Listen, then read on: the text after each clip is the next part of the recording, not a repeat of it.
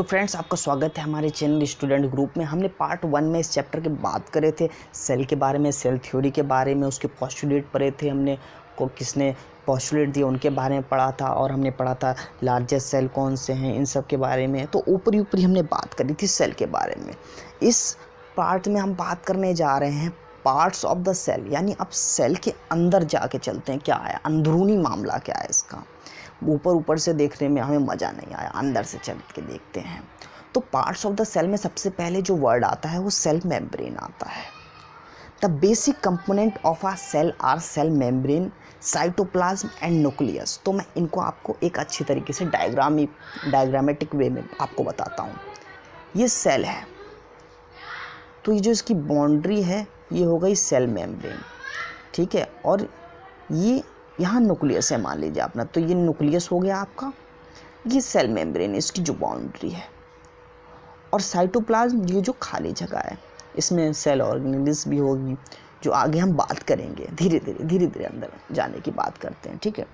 All cells are bounded by membrane is called cell membrane. जितनी भी cell हैं भाई उनकी बाउंड्री तो होगी, जिनको हम कहेंगे cell membrane. It is also called plasma membrane, इसको हम प्लाज्मा मेम्ब्रेन भी कहते हैं। Cells membrane is semi permeable, यानी कुछ ही आइटम्स जो हैं, कुछ ही आयंस उसके अंदर से मूव कर सकेंगे, ठीक है। The plasma membrane is porous, मतलब उसमें छोटे छोटे पोर्स होंगे, छोटे छोटे एकदम टीनी पोर्स, ठीक है। And allows the movement of substance और materials both inward and outward, और अलाउ करेंगे कुछ आयंस को, कुछ मिनरल्स को इनवर्ड बाहर से अंदर, या आउटवर्ड अंदर से बाहर, ठीक है। Cell membrane provide shape to the cell of a plant and animal. अब कोई पूछे आपसे सेल मेम्ब्रेन का फंक्शन क्या है, भाई सेल मेम्ब्रेन ठीक है बाउंड्री पे, उसका फंक्शन क्या है, तो आप बता सकते हैं उसको कि सेल मेम्ब्रेन प्रोवाइड करता है shape to the cell of a plant and animal, shape बनाने में, ठीक है, ताकि उसकी शेप, अब सेल मेम्ब्रेन हट जाएगी तो सब फैल जाएगा इधर उधर, तो शेप नहीं बन पाएगी उसकी, ठीक है। अब बात करते हैं cell wall is an additional covering over the cell membrane in a plant cell. अब देखिए इसमें खाली बोला है प्लांट सेल में, यानी एनिमल में नहीं, खाली प्लांट सेल में सेल मेम्ब्रेन के ऊपर भी एक बाउंड्री होती है, लेयर होती है, जिसको हम सेल वॉल बोलते हैं। जैसे ये सेल मेम्ब्रेन है तो ये सेल वॉल होती है, ठीक है। Bacterial cell also has a cell wall, bacteria के सेल में भी सेल वॉल होता है।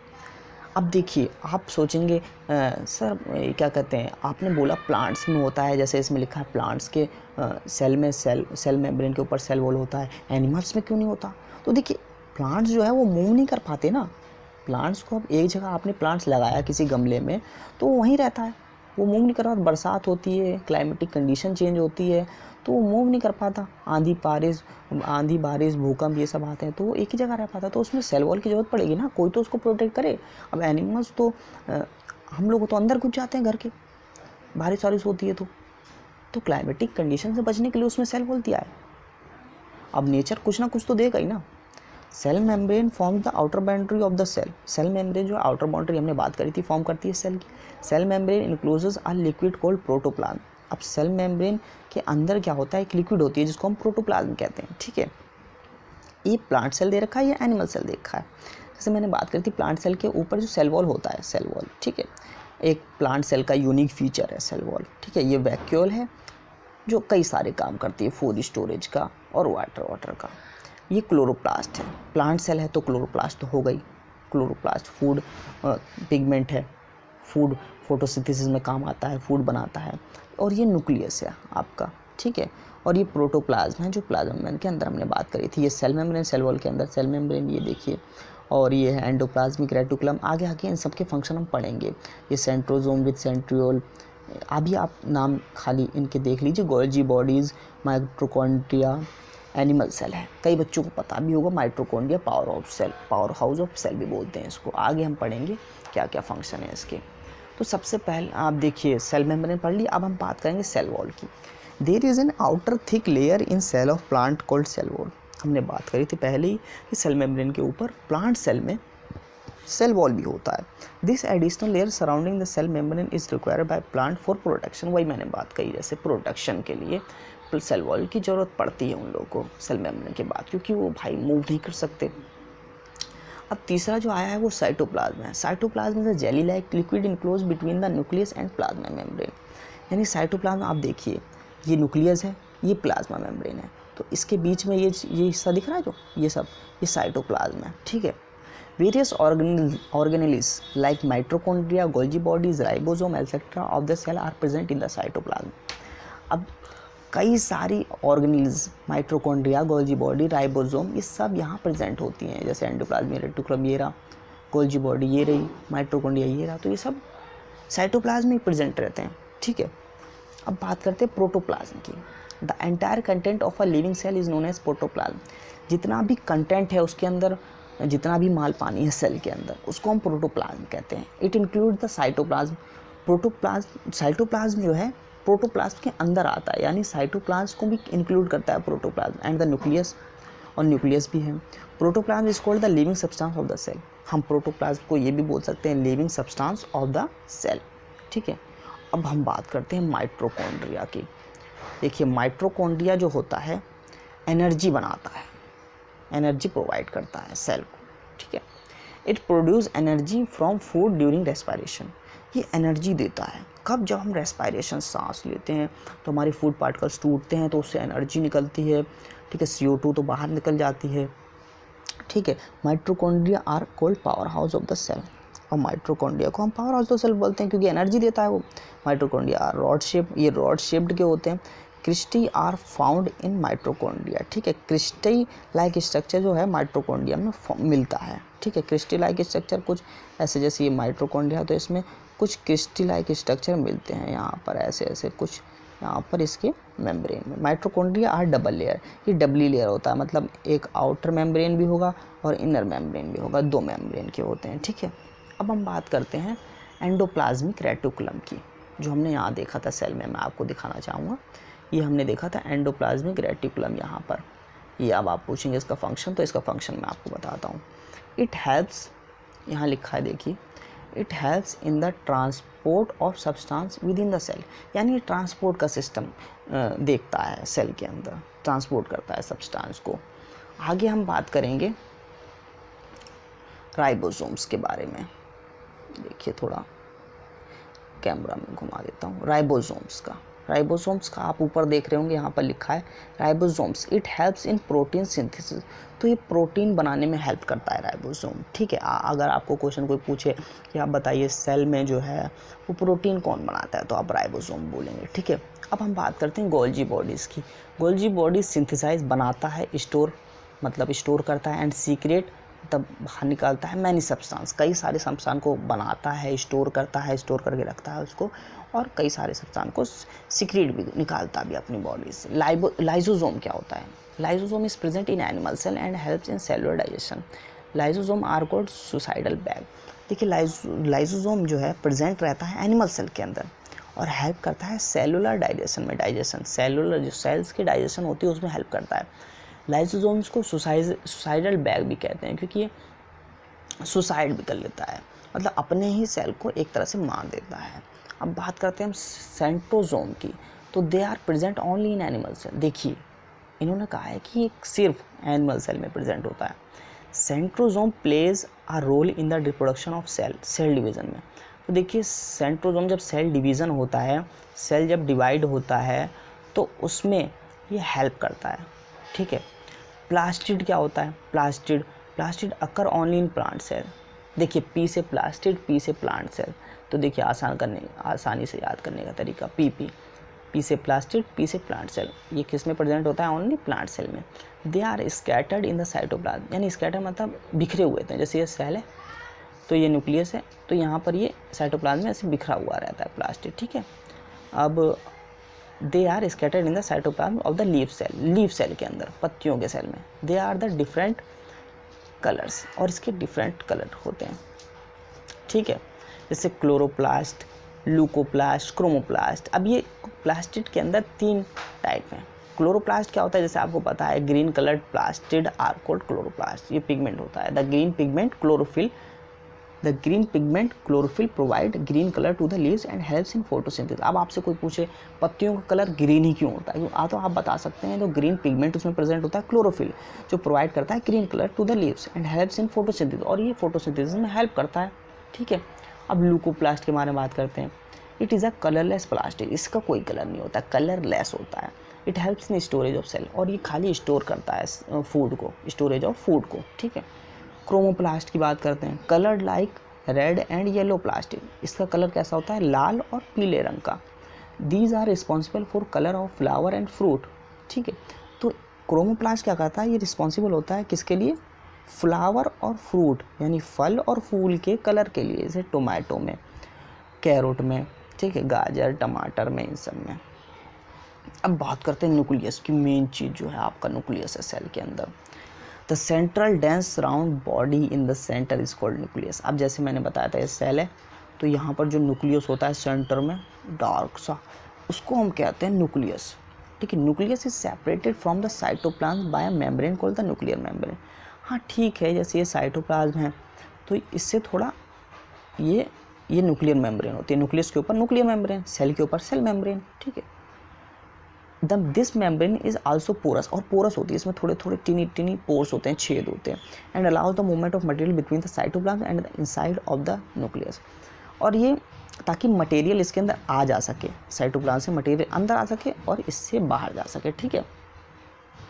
Nucleus contains thread like structure called chromosomes. अब हम बात करें, आपने सुना होगा न्यूक्लियस के अंदर डीएनए होता है, तो न्यूक्लियस जो है कंटेन करता है थ्रेड लाइक, धागे की तरह स्ट्रक्चर, उसको हम कहते हैं क्रोमोसोम्स, ठीक है।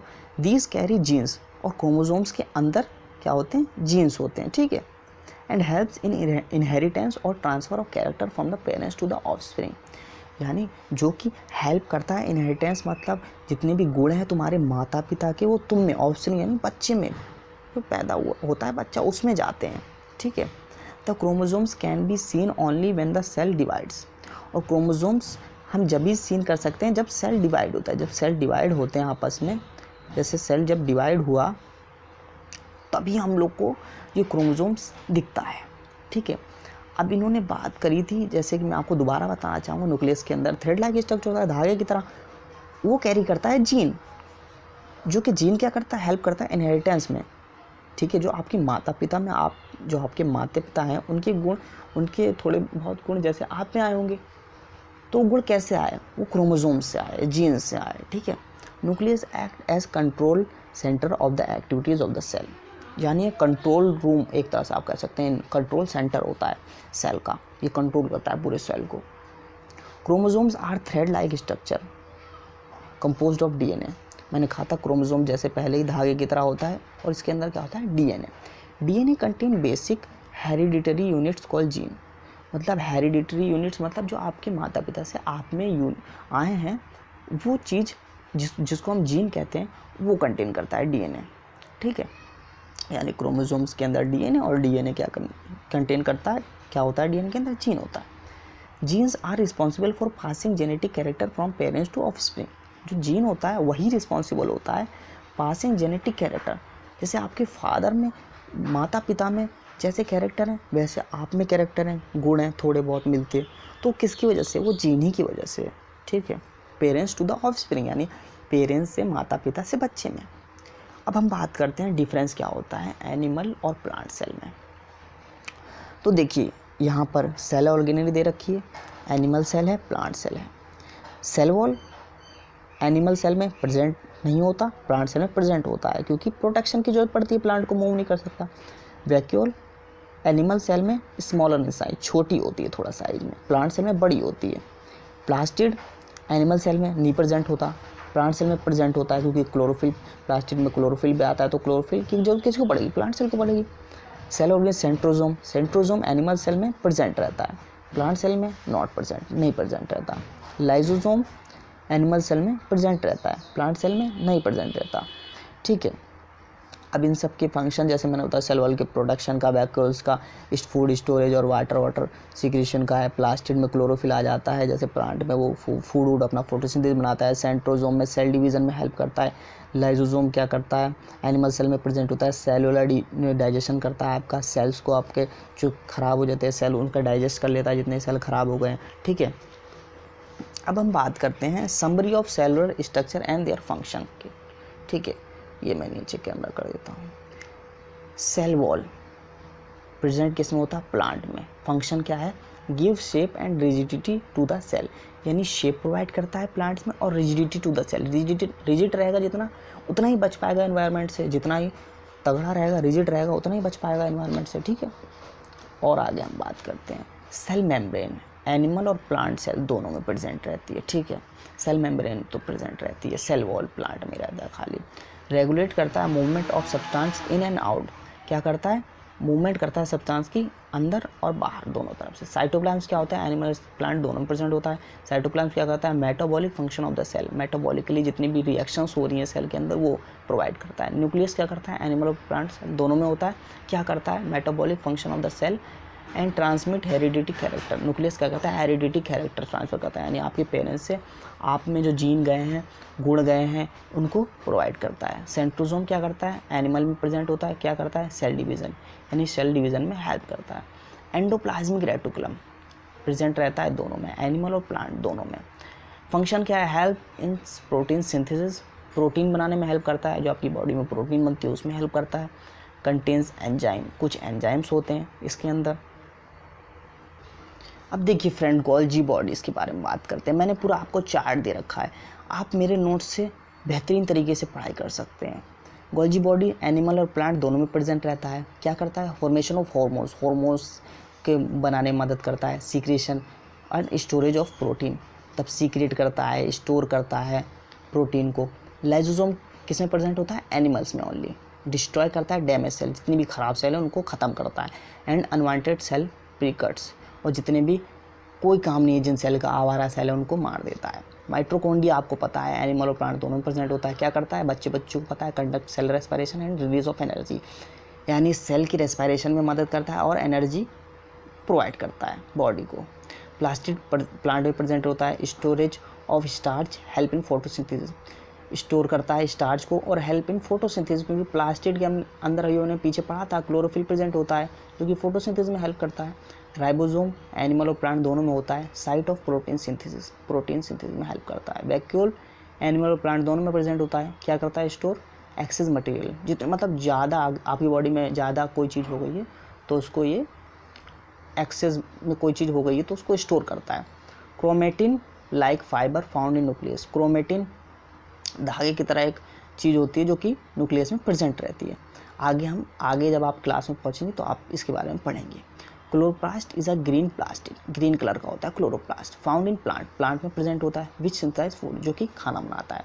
Cilia are found in paramecium and flagella in euglena, यानी सीलिया और फ्लैजिला ऐसे मतलब ऐसे कुछ आपके डायग्रामेटिक वे में मैं आपको बताना चाहता हूँ। सीलिया और फ्लैजिला इस टाइप के कुछ स्ट्रक्चर होते हैं।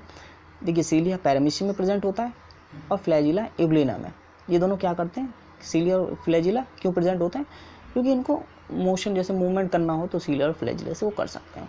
सूडोपोडिया इन अमेबा, अब अमेबा के अंदर सूडोपोडिया होता है। ये सूडोपोडिया क्या होता है, ये जो अमेबा का मैंने स्ट्रक्चर बताया था ऐसे होता है, तो उनके जो ये जो चीज़ें हैं ये सूडोपोडिया है, ठीक है। Which help for the movement के अंदर हेल्प करते हैं वो, जैसे मैंने आपको बताया था। Common organelle in plant and animals, मतलब कौन कौन सी ऐसी ऑर्गेनेलीज हैं जो प्लांट्स और एनिमल दोनों प्रेजेंट रहती है। Plasma membrane, nucleus, mitochondria and vacuole, ठीक है। Cell wall and plastid are absent in animal cell में क्या क्या एब्सेंट रहता है, सेल वॉल और प्लास्टिड, ठीक है। Cell wall and plastid are present only in plant cell. अब भैया सेल वॉल से प्रोडक्शन चाहिए प्लांट को, प्लास्टिड से क्लोरोफिल चाहिए फोटोसिंथेसिस करने के लिए, और स्टोरेज का स्टार्च को स्टोरेज करने के लिए।